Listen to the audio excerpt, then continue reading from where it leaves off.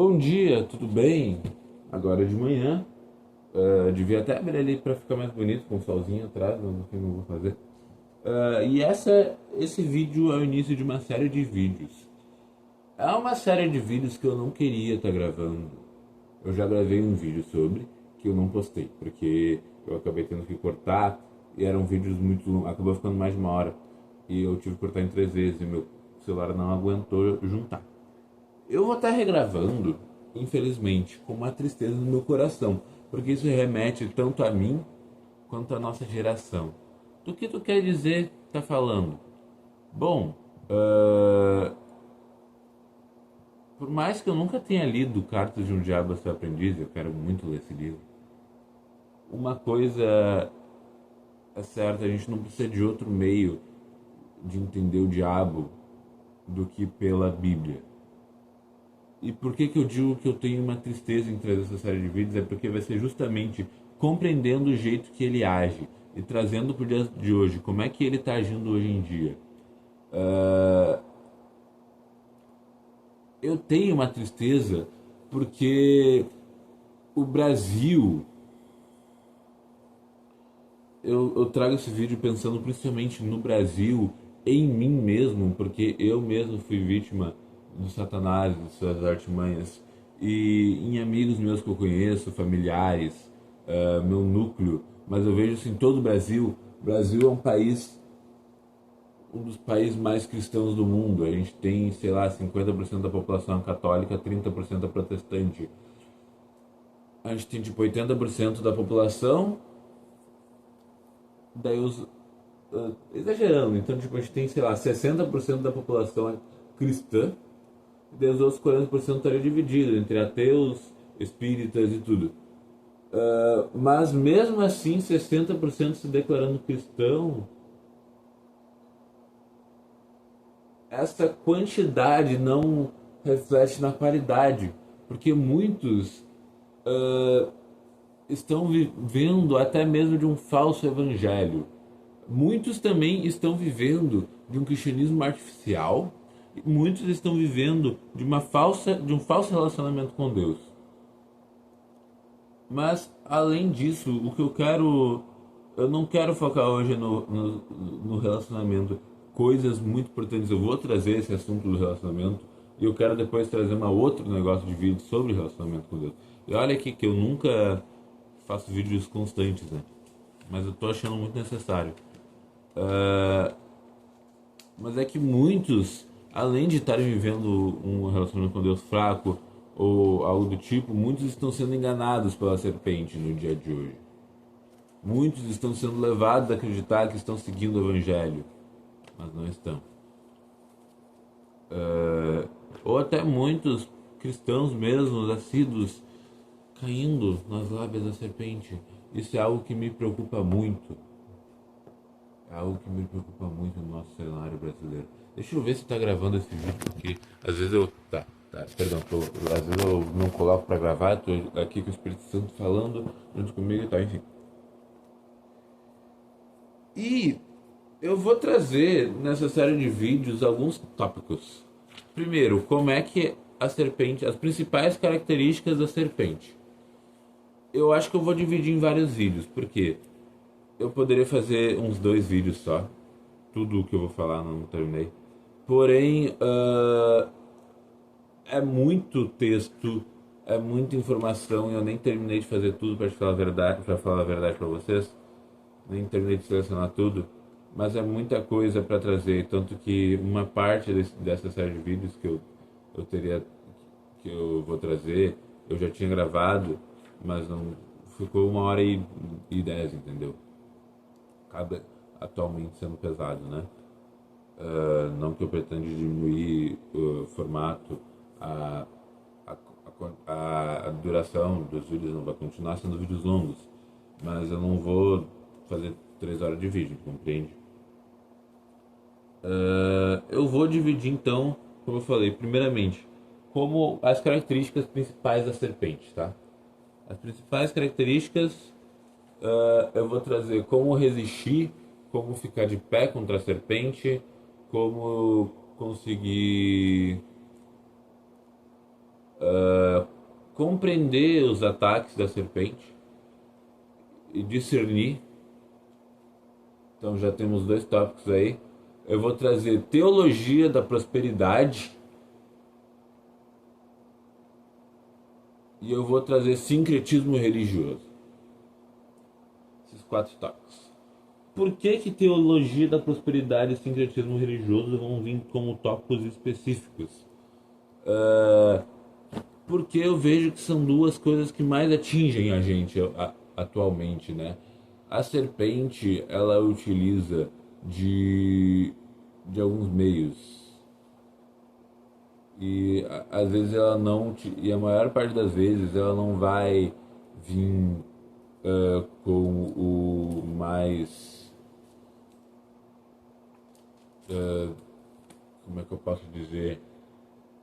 Não vai ser claro, ela não vai vir com, digamos, a skin diabo.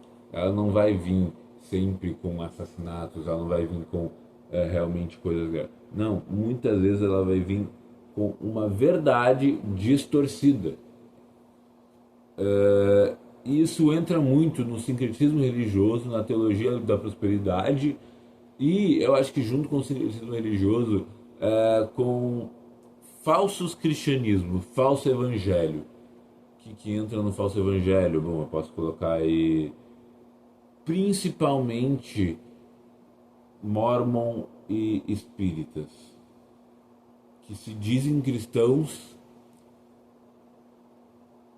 mas tu vai ver, alguns nem sabem, né, no que acreditam, principalmente os mormons. Eu sei que muitos não sabem a base, né? Mas eu não vou focar na base dessas religiões, mas a coisa é que se dizem cristãs, entende? Sendo que não reconhecem Cristo como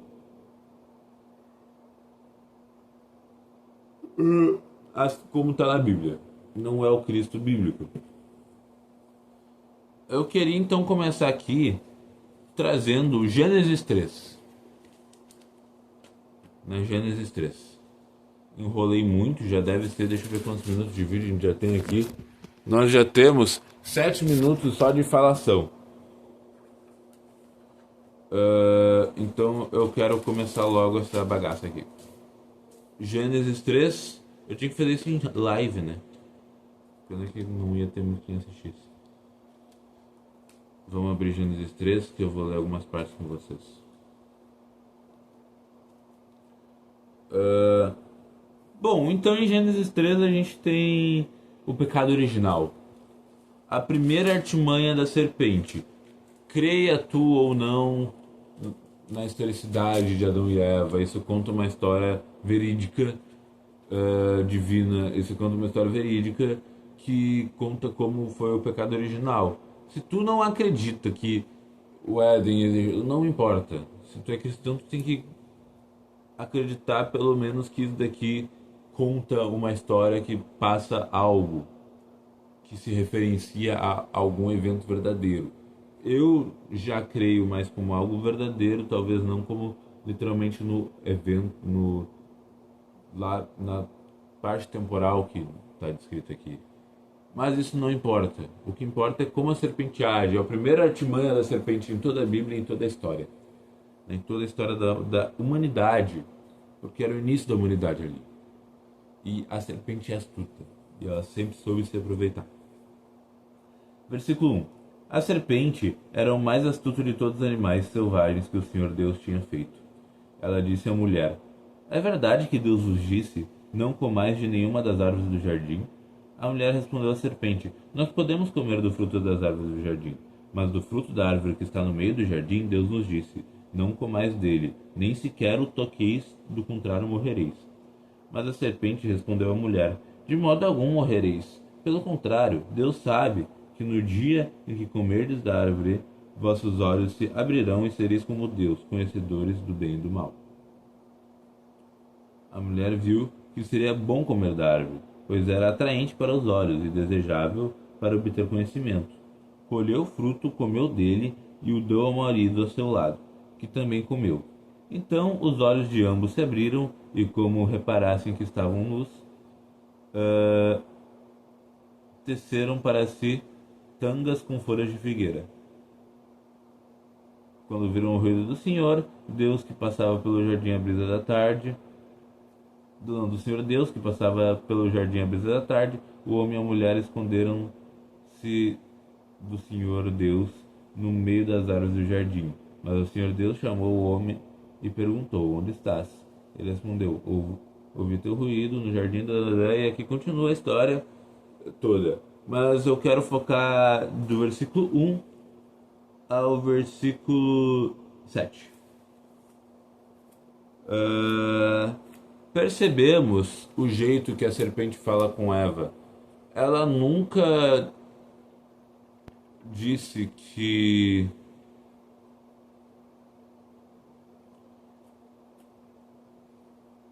Deus. Não é isso. Ela nunca veio. Aqui é diferente do. Aqui ela nunca veio nessa parte aqui no Jardim do Éden anunciando que eles fariam algo ruim. E esse é um dos grandes nossos problemas, que a gente acha que a serpente vai obrigatoriamente falar pra gente fazer algo mal, que seria maldoso. Não.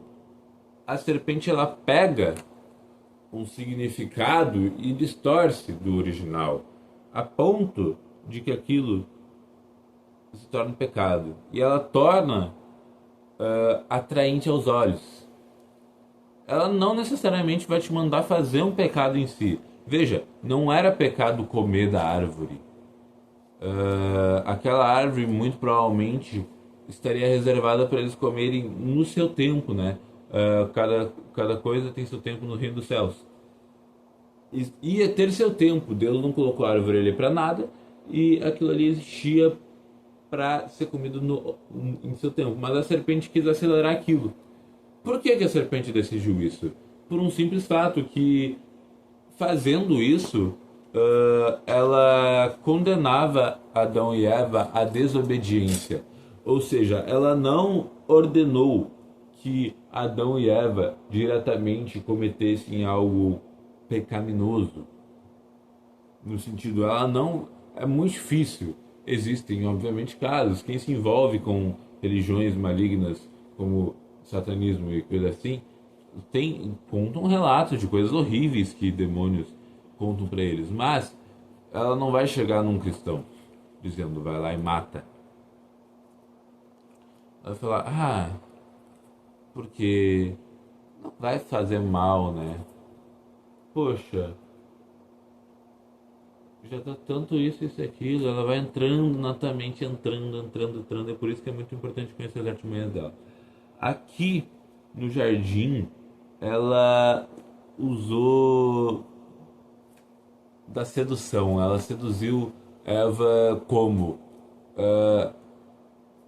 Eva, quando olhou para o fruto, viu que ele era atraente e desejável de se obter conhecimento.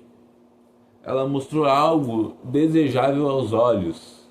Desejável, a nossa carne, ela deseja o pecado.